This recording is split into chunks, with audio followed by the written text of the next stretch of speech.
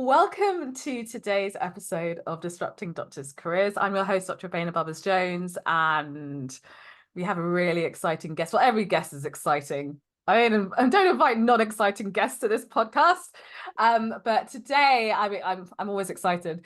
We have a great guest because he is one of the founding fellows of our Doctors in Industry Fellowship. So he started our program last year, and he has made tremendous progress and strides in his personal career development to industry, which he's going to share a lot of insights into that journey, so you can use that for your own journey moving to industry. Regardless, you might even already be industry, and a lot of the gold in what he's got to share is here. So I'm really, really warmly introducing Mr. Lee Humphreys, who is I'm only hesitating because it was basically when he was younger.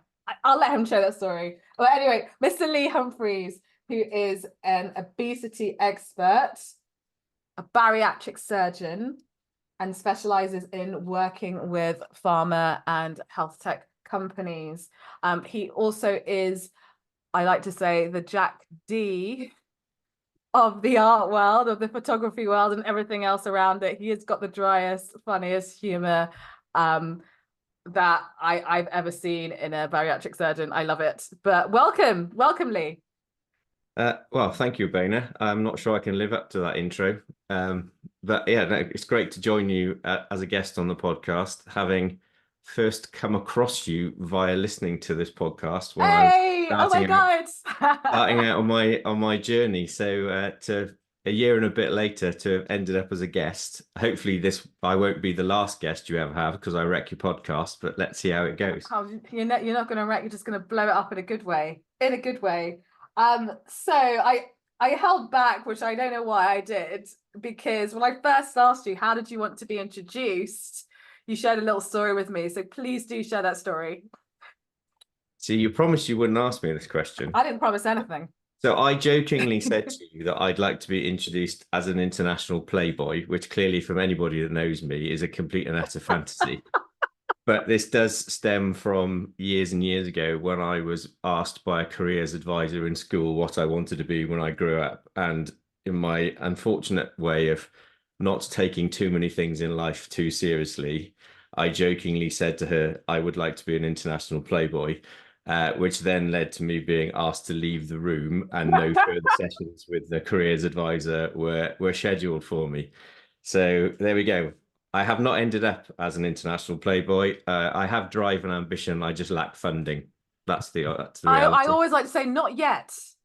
Not yet. There is Maybe. still Maybe. time. There is still time, and it's an international career. You get to travel, you get to play, you get to be a boy. All Yeah, fun. yeah. My All wife fun. may have something to say on that issue, but she's not here, so let's carry on quickly. Oh my gosh. Well, anyway, welcome to this podcast, and I'm excited to pick your brains on your journey thus far. But let's start with, I mean, from international playboy to bariatric surgeon, how did that happen, firstly? Yeah, that's a good question. Well, I never actually got to the international playboy bit, so let's be clear on that. Yeah, so like most people, yeah, went to medical school. Interestingly, Well, then why did you go to medical school? I'm really curious as to what your decision-making process was, yeah, even though well, you were a child. Like, yeah, why medicine and why obesity and bariatrics? so why medicine? I'll be really honest, and Hmm. this sounds a bit glib, and I don't mean it to. I genuinely didn't know what I wanted to do. Mm-hmm. I knew I didn't want to work in an office. My dad ran his own business. He had a builders merchants company and skip hire, and I'd sort of been around that most of my youth. And my dad made it very clear that he did not want me to go into that business. And I was literally just looking around and thought, well, medicine looks interesting. And I was, reasonably capable or thought to be at that point in time. So that's I sort of went down the path of going to medical school. Um, Interestingly for me, having done reasonably well in my GCSEs without too much effort, it didn't go so well for my A levels first time round. And when I say didn't go so well, let's be honest, it went pretty badly wrong. So I got pretty poor grades first time round, and my offer for medical school, needless to say, I didn't make my offer for medical school, which was disappointing for me and for my parents. And it was a bit of a shock to me, actually, to be honest. And it, in retrospect, was the kick up the backside that I probably needed at that point in my life. So I had to go away and redo my A levels whilst all my friends went off to university. Had quite a tough year doing that, and then fortunately got accepted into medical school the following year, having improved my academic achievements that year. And that was me. Yeah, and that was me in medical school. Brilliant. And I think that story is quite familiar one. I know lots of people who didn't get into medicine the first time who are now thriving doctors. I literally did not get into any medical school until the last minute where Nottingham University said, "Hey, we've rejected too many people. Do you want to come and join us?" And that's how my medical career started. And I had no problems, passing exams. I've passed all my exams since then. But yeah, it literally could have made, I could be living a different life. And I think a lot of people have been through that experience. So, and here you are, healthcare has really benefited from Lee Humphreys, Wow. who, I always think we're too young to make those decisions as to what we want at that stage. But at the same time, it's more about how do we leverage what we're doing now. So fast forward to you've made it to bariatrics. Yeah. Why look to develop your career further in industry? So obesity has been my sort of specialist interest and my passion for over a decade now. And I think it's a fascinating disease state that isn't really recognized as a disease in the UK, despite being recognized in many other countries. It underpins a huge amount of both chronic and acute health conditions that we're spending vast quantities of money treating on the NHS, yet we're not making a plan for how we're going to deal with it in the longer term that's going to work. And whilst working in the NHS and treating patients on an individual basis is incredibly rewarding, and bariatric surgery, when it goes well, which it does for most people, is genuinely life-changing and life-changing very quickly, and that's great to see. I'd like to make an impact on a wider scale, and I know that's a bit cliche because I think a lot of people who want to go into industry will say, I'd like to make an impact on a wider scale. But I think for me, what triggered it as well was the advent of the GLP-1 medications that everyone's been talking about, both in a positive and a negative way. But one of the positives is that they've really opened up the conversation about obesity again. And it's a great new treatment option for patients if they're delivered by people who are experienced and understand obesity and done in a responsible way. And so I think, looking at it from my perspective as a surgeon, I think they're a great thing, but I think there's a lot of they haven't been necessarily been implemented in the right way in a lot of circumstances. And I think that someone with my experience and my background can add to how they can be delivered responsibly and well in a different environment. I think absolutely, and we talk a lot on the program about amplifying your voice and the importance of that. Tell me more about how. So, for example, if you didn't go to industry, do you feel like you would have the same impact that you would do, say, like in the NHS in your role? No, I think the NHS is, as everyone knows, under huge amounts of pressure, and there are lots of different decisions to make. But to be able to influence the NHS at a significant level involves sort of climbing that management ladder or getting yourself onto an advisory committee and that sort of thing. And that's not something I'd ever really done in my career. My clinical career, I've sort of regard myself as a jobbing surgeon. I'm one of those people who just tries to keep their head down, get on with the work, try and do the best I can for my patients individually and at a local healthcare system level.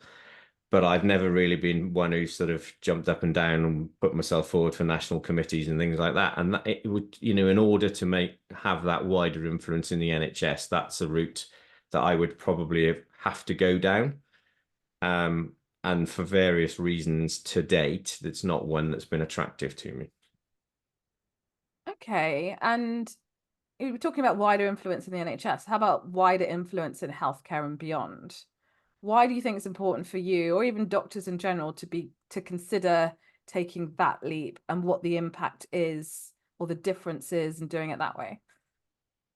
The world is changing Hmm. rapidly. How people, patients consume information and where people now look to get their healthcare from is changing incredibly quickly. And, you know, a lot of NHS consultants, particularly more senior consultants, are probably unaware, the majority of them, that all this is going on around them. And I'll be honest, until I sort of started to dip my toe into this area and look outside the NHS, I was aware that bariatric patients, for example, get a lot of their information from social media. And on the whole, it's a bit of a double-edged sword in my view.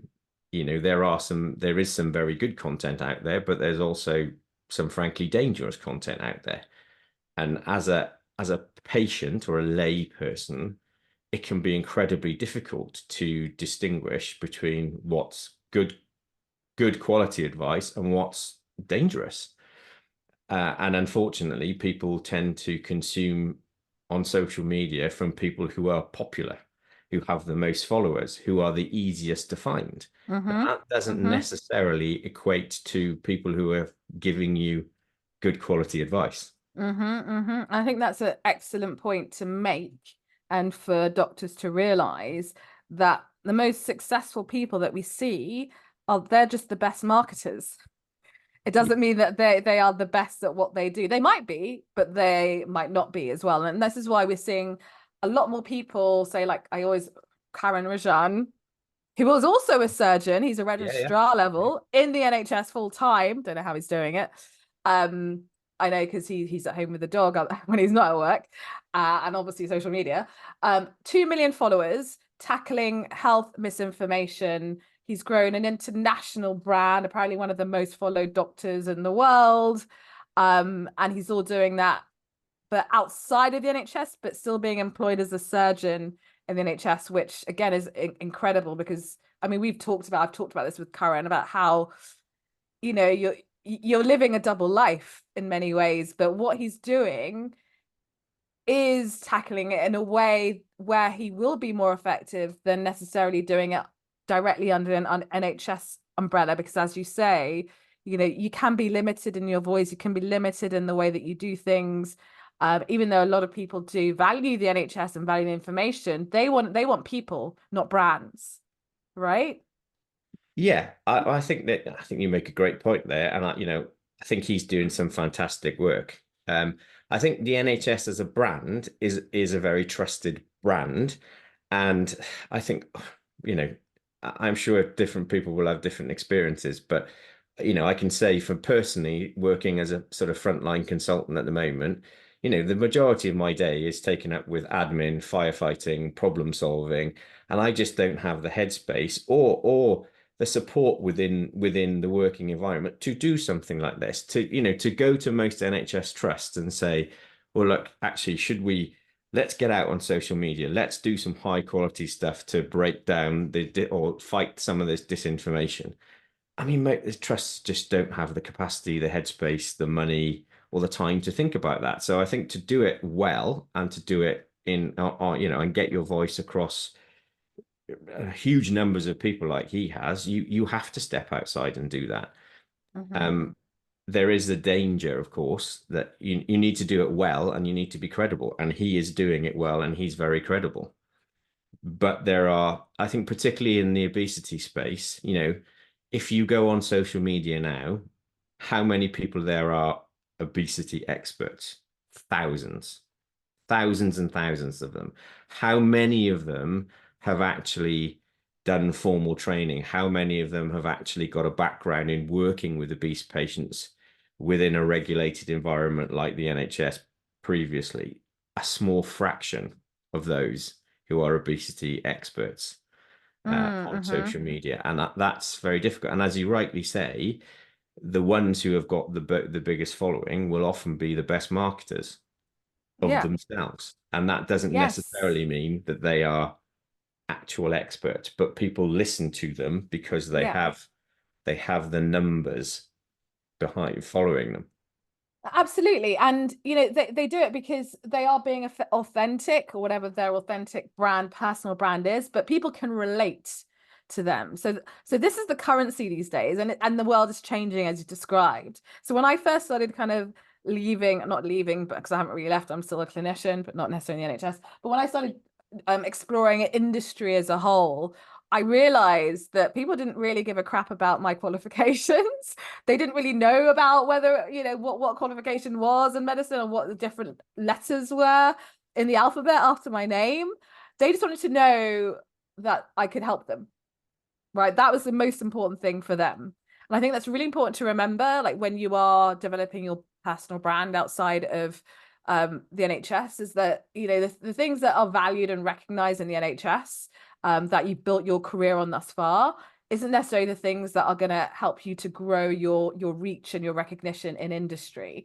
And more it is basically whether people relate to you, and whether they like you, and how consistently out there you are. So you can't expect to like post something or run a video and then like disappear for a few months and expect to get a load of Yeah. engagement, unless it goes viral, which you should never rely on going viral because that's a bit random. It is about people that are out there time and time again, because consistency equals reliability equals credibility. That's how it works. So if you're a doctor listening to this and you're considering, say, going on YouTube or any of these platforms, it's so important to really commit to this long term. See this as a long term project. That's where you're going to see the returns.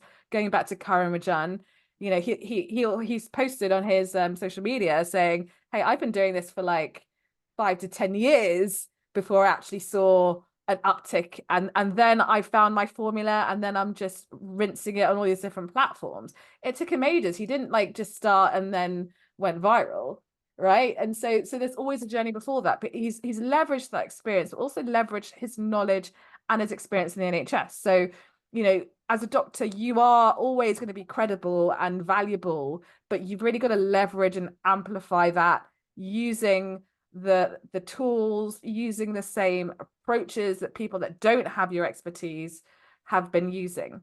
So it's great to hear that. But let's jump back to, in this journey to industry, pharma, health tech, like what was it that led you to say, right, I need some support in this journey. I'm going to consider joining the fellowship.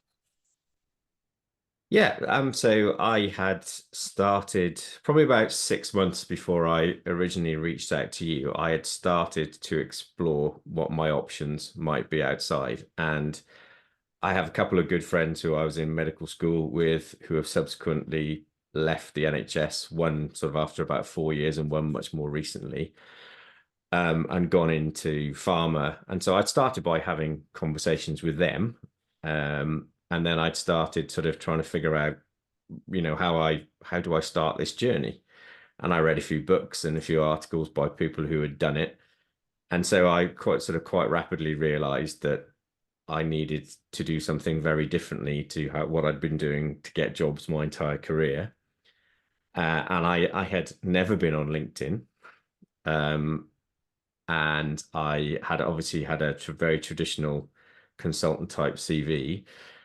And so after sort of 3 or 4, maybe 5 months of trying to reach out and do things, and my friends introduced me to various people within pharma companies, and I'd spoken to people with a view to sort of, let's get them to know you, something might come of it. And that approach was helpful because at least I started to network. But it didn't really return anything in terms of any job offers or any exploration, but it started to give me an idea of how very different this entire process is to what I've been used to, Mm-hmm. and make me realize that I needed a different skill set to the one that I had. My clinical skill set was great, and that might get you speaking to people, but that skill set is very narrow, and I needed to think about my transferable skills and all of those things that you talk about very regularly. So I then started to look around, and I found the Medic Footprints website, and there was some great content on there. And I looked at some of the videos and all that sort of stuff, and then I just started to think about it and thought, I can do this. I could probably do this on my own, but I am sort of reaching around in the dark a little bit, and hoping for the best.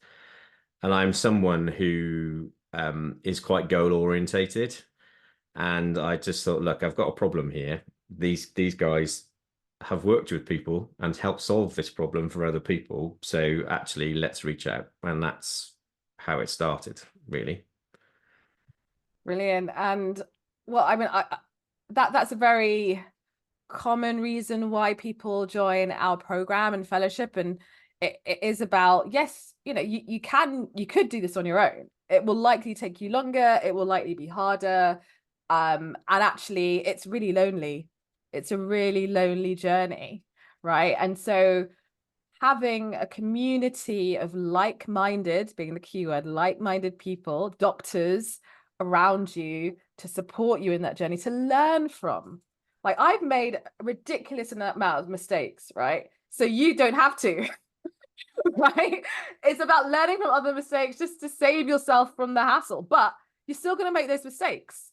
Like, this is mentorship. This is not dictatorship, in the sense that I'm saying, this is what I experienced. You could learn from that, or you could do it yourself and see what happens. I don't know what is going to happen, in that sense, but just based on my experience, this is what I would suggest. And people can take it or they can leave it. And that's how life works, right? But it is about, I personally, being the person who's leading this program, I learned so much from the people on the program themselves. So for me, it's a great learning experience. And also a great, how do I say, I love learning more about what's happening dynamically in the landscape. And you hear that based on people's experiences or doctors' experiences in interviews and conversations at conferences. Obviously, as individuals, we can't be at all of these events and all of these interviews and speaking to all of these companies. But as a group, as a hive mind, we benefit from all of those insights where we're all going out into the world and getting that live data. So, I mean, I'd love to hear your experience from benefiting from other people's experience in the group. Like, how has that been valuable to you? How have you taken that insights into practice? And also, you've given us a lot of intel based on your own experience. So yeah, have you got any comments on that? Yeah, I think you're right. It was an incredibly lonely place trying to do it on my own. And yeah, I think the Medic Footprints, the Doctors in Industry Fellowship Program, was a real eye opener for me. I'm not going to lie, I was quite skeptical at first because I'm a natural skeptic. We all And so are, really. I didn't know what I was We were getting also myself. skeptical about you, Lee. Understandably, you and lots of other people, and rightly so.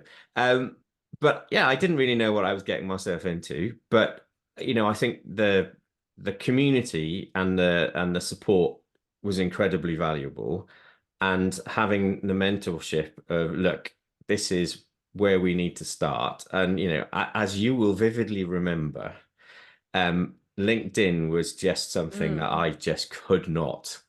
I just didn't want to and couldn't get myself going on. And I very clearly recall the first sort of few weeks of the program where I was doing my PDP and you were helping me develop my LinkedIn profile, and we were firing things back and forth.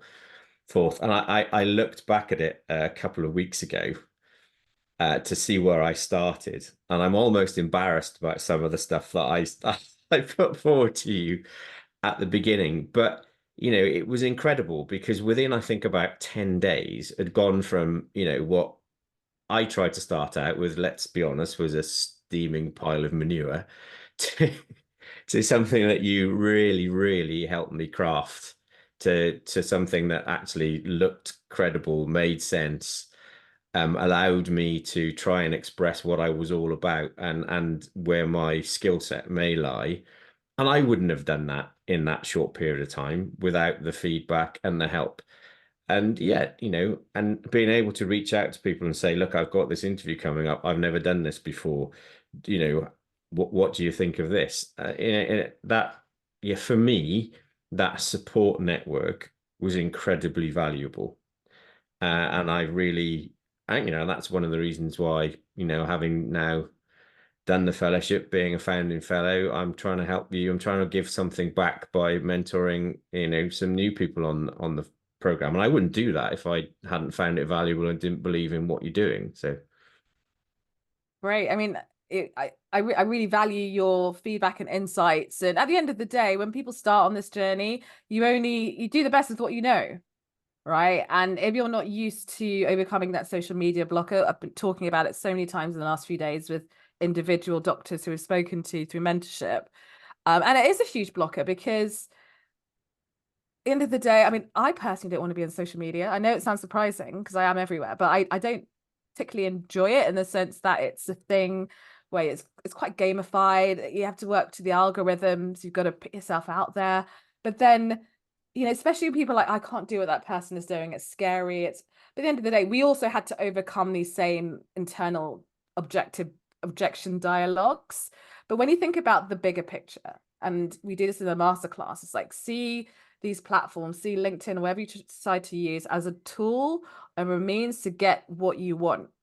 So even if you're looking for a job, even if you're promoting yourself as a brand, even if you're part of your company that you want to promote that brand, it enables you to scale you.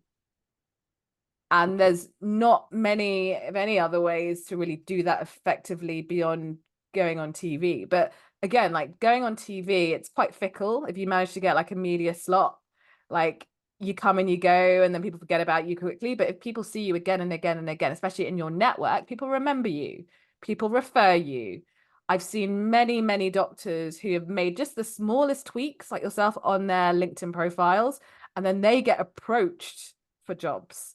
And you know what we say is like most jobs don't get advertised. So the ones you see, they're advertised. That's like a tiny, tiny slice of what's actually out there. And so when you're thinking about, I don't want to go on social media, like think about actually the bigger reason for it and see social media as a tool. Like I see it as like a laryngoscope or a scalpel or a flexi sig, it serves a means to you to get to the diagnosis or to get to the thing that you're trying to get to.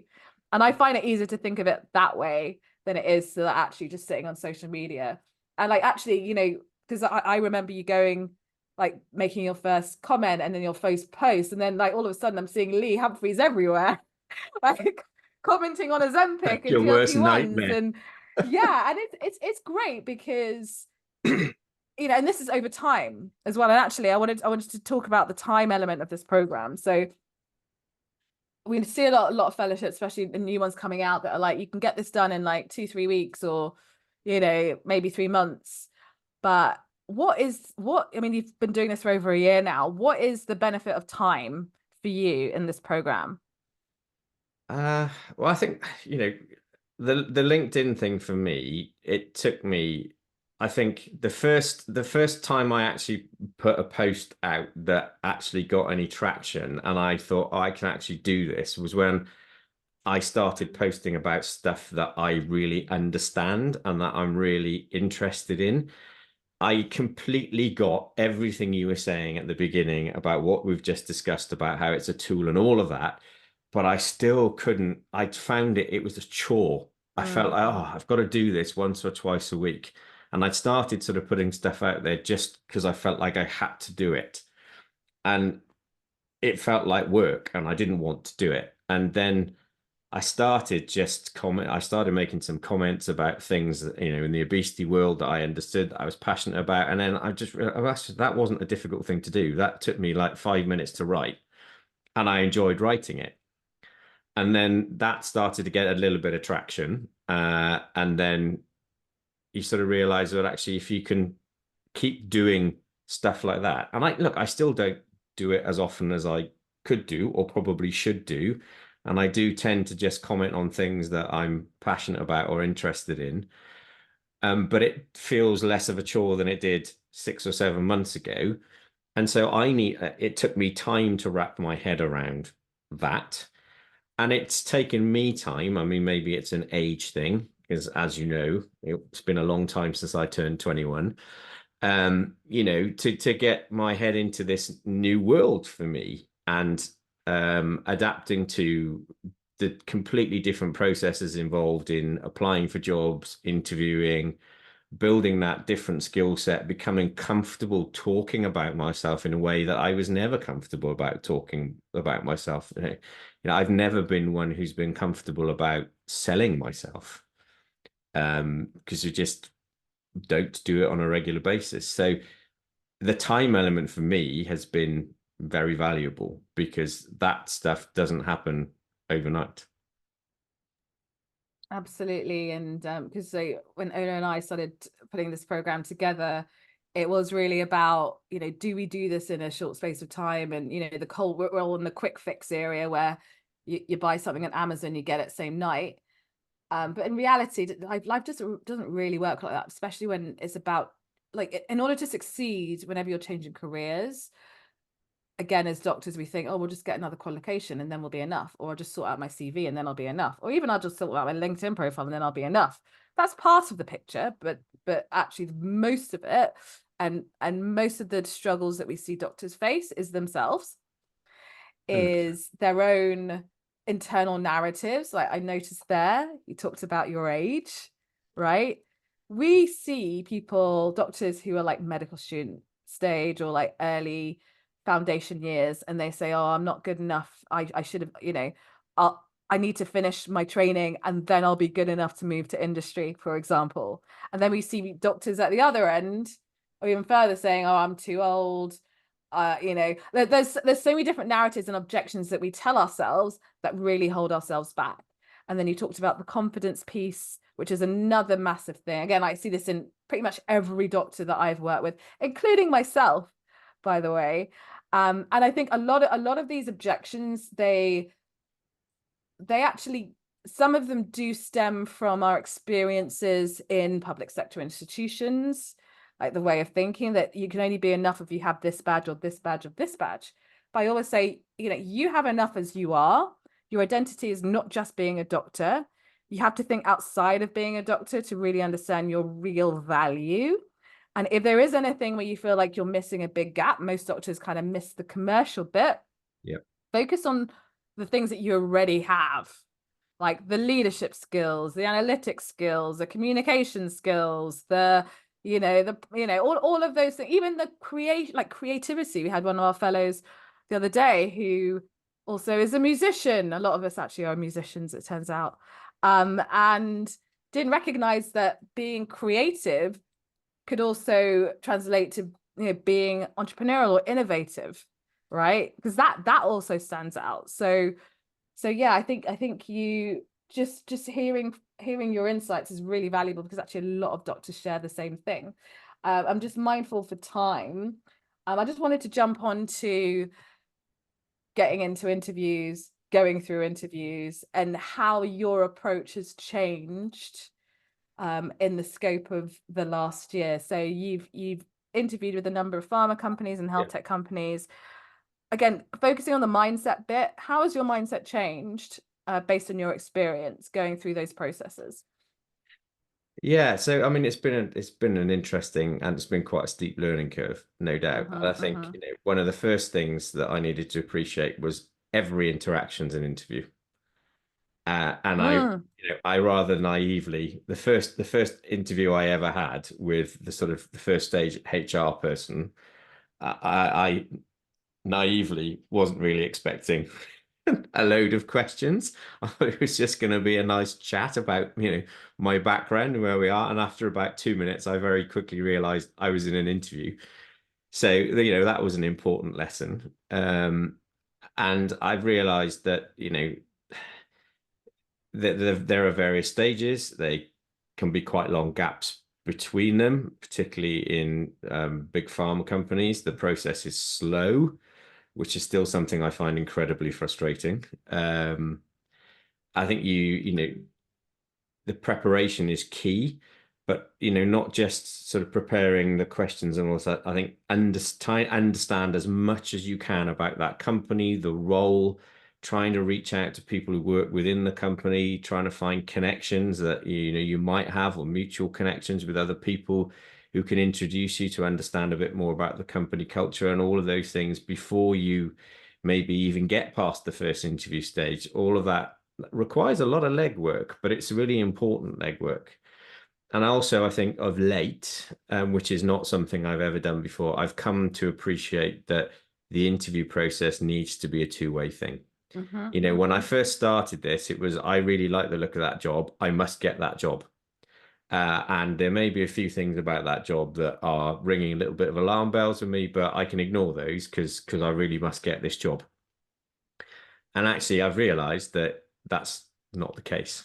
And, with some recent experiences, realize that, even if the job looks like it's something you can do and it's the right job on paper, if there are things that you are really uncomfortable about, then that job probably isn't for you.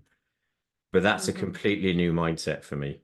That's not the traditional NHS job progression mindset. So, yeah, that I think has been a really key learning point for me. Yeah, I mean, again, it echoes a lot of doctors go into their interviews without this mindset of, why should I work for your company, not the other way around? Yeah. They need to be selling the company to you. Interviews go. Exactly. And like, remember, as a doctor, you have a huge amount of value that comes with a huge with a massive price, right? A massive price. But you've got to be able to communicate that value, and you communicate that in so many different ways. And actually, most of the work is done before you even sit down in a formal interview. Yeah. Right. And that's not just for your CV and LinkedIn, by the way, but that's part of the branding piece. And we talk about that a lot. But going back to the mindset, it's so important because it will change how you answer the questions, how you approach, how you even bring your authentic self into the room. And at the end of the day, it's a chemistry fit. Like we talk about, what another one of our fellows recently, had a baby, and within a few months had applied and got this pharma role. Right. And very open about their situation. And, at the end of the day, you want to work with an organization that supports you being you and all of the needs around that, because if they don't, then you are going to struggle and it's going to be a nightmare for you. Right. And if that organization isn't for you, then there's going to be thousands, if not more, that will be. Right. So it's really, again, mindset. And it does help you target, like, who is it that you're going to invest your time in to see whether it can work or not. Yeah, I think it's really important. And as you know, I'm quite direct. I will say what I think, sometimes when I shouldn't. And that, I have worried that, is this going to fit in industry? Do people want someone like that? And the honest answer is I've just now stopped worrying about it. As you rightly say, this is me. It isn't going to change. And, I will say what I think. I will challenge when I don't think something's right. And, people can do with that what they will. I think you have to do it in the right way. But if you're not looking for someone who's prepared to challenge what you're doing, if you're just looking for someone who's going to say yes to everything, then I'm not for you.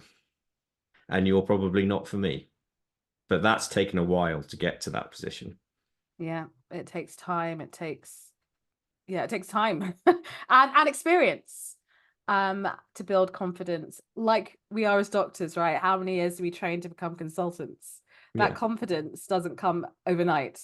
But anyway, I want to say thank you so much, Lee, for joining us on this podcast a year after the first time you listened to this podcast. So for anyone listening to this and you're thinking, that sounds like it's for me, you could be the Lee in next year in 2025 with the same witty Jack D personality and absolutely killing it in your career, whatever you decide to do. So if you are looking to be on this podcast next year, go to medicfootprints.org/industry. And that is selling it.